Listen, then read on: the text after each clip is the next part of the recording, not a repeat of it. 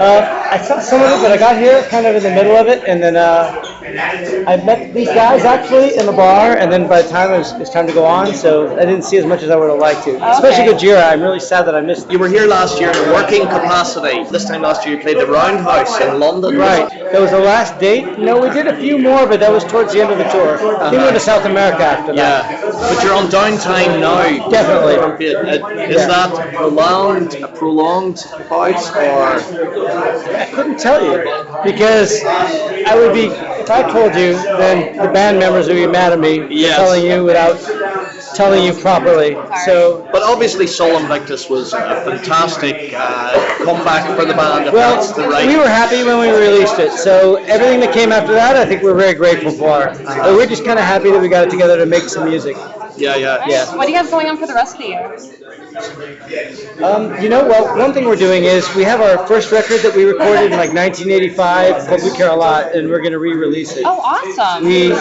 Turns out I had the master tapes in my basement, and I forgot that I had them. So you're fully involved. So we remastered them. Yeah, we're putting it out ourselves. Is there anything about production that you can tell us? Yeah, absolutely. Well, I mean, what we did was, the one that was out, that was digitized from the vinyl back in the 90s or 80s, and we actually went into this Fantasy Studios in Berkeley, and we rebaked the tapes and re-digitized the masters and remastered them so they sound more like they should sound as far as we're concerned. And did you listen back to them tracks and go, I wouldn't mind busting out a few more of them? Because you do some of the tracks live with Mr. Patton in the band anyway.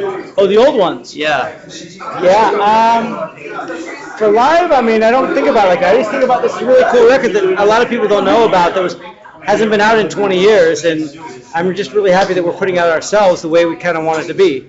And like Roddy wrote a bunch of liner notes that are awesome because it was a different world back then, and we were different people back then, and we even had a different singer and a different guitar player, and people don't realize that this band kind of goes back a long way. I didn't even realize it till I heard the music. It's like, oh my God, I forgot we were like that too. And you can even hear what we are now in that back then, like the beginnings of it. So to me, it's really interesting. And the other guitar player you're mentioning there is, of course, Jim Martin, who made a massive contribution to the band in the early days. What's your relationship like now with Jim?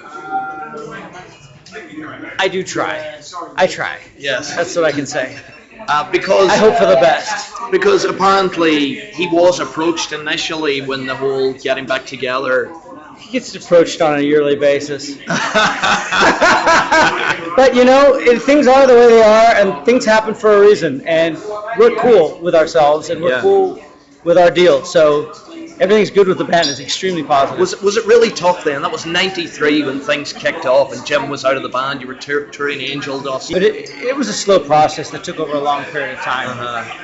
By the time it happened, I mean, if you look back on stuff that was written then, people are like, for God's sakes, kick him out of the band already. Yeah. The suspense is killing us because it just really broke down, Yeah. But his musical contribution, a lot of it has been said that he didn't like Angel Dust. He didn't.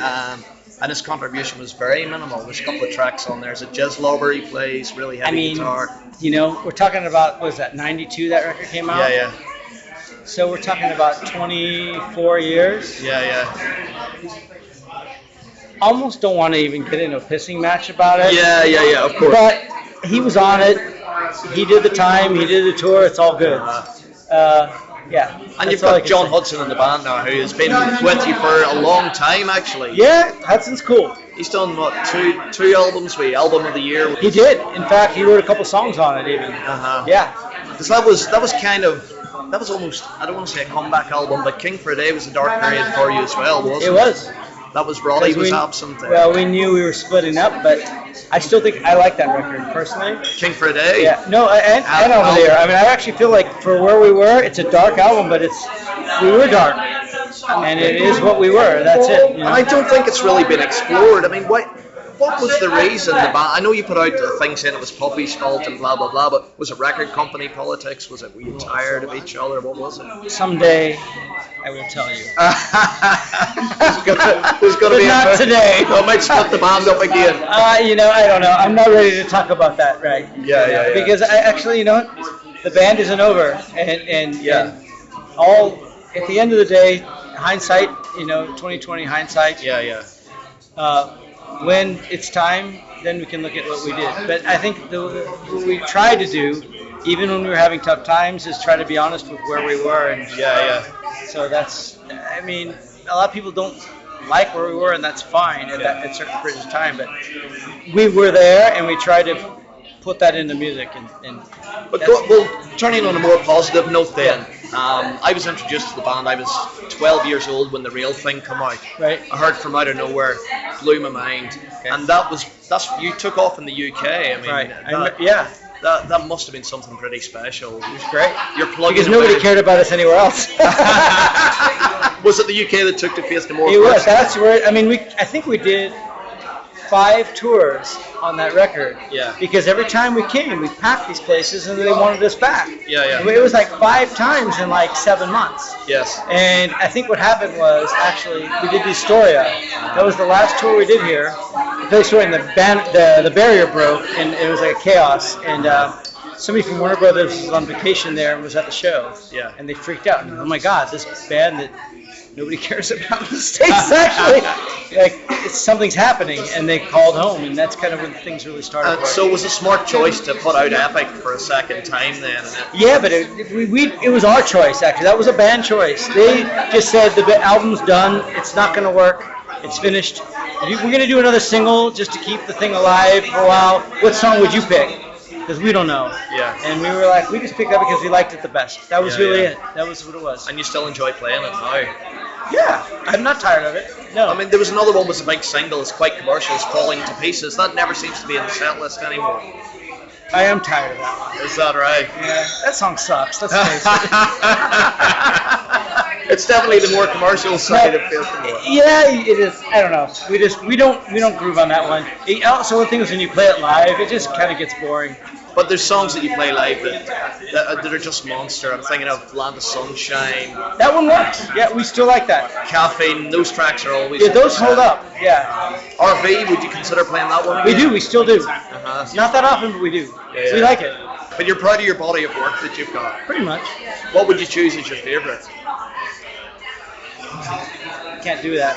No. It's all different periods of time and different headspaces, you know. Even this first record, this We Care a Lot, we're doing. I mean, in a weird way, it's kind of embarrassing because we were really young when we did it. But there's some really cool stuff on there, you know. I gotta say, but it's really a different band and a different mindset. Yeah. We were all. I mean, we're talking about over 20 years.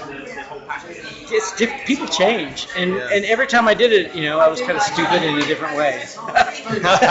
If that makes any sense. I know. It's all embarrassing, but it's all kind of something I was proud of. I was very honest when we did it. Yeah, and you played with Chuck Molesley there. Was it the last tour, maybe the year before last? He got up and did a song with you, didn't he? Yeah, Detroit. Yeah, what was that experience like? It must have been like, wow, what's going on? Well, we did it once in San Francisco about 3 years ago, Uh-huh. and then we did it again in Detroit. I mean, the first time in San Francisco was very strange hearing his voice on the PA. Because we toured a lot with him, and it was in really suboptimal conditions. So hearing his voice, it gave me weird shell shock type thing. Yeah. But no, it was great. It was very positive, and it brought us closer together with him. So it was good. Which time was the healer then? I would say, and playing together again. Yeah, throwing your baggage out of the way and just kind of reconnecting as people. I've got to ask you, what do you make of the first Mr. Bungle album?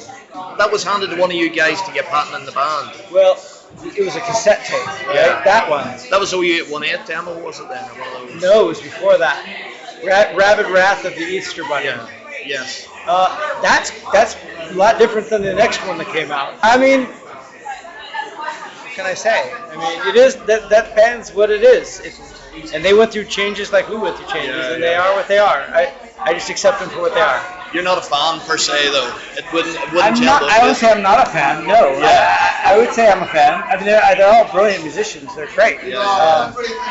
That's not the case at all. It's just that I don't judge. Yeah. I accept them. They're great. They are what they are, and I listen to them and I take what it is for what it is. So finally, then, Face No More on a bit of a break right now, but it's not over. Would you say? Nobody told me. I didn't get the memo. So we'll hopefully see some activity at some point from the. That would be great.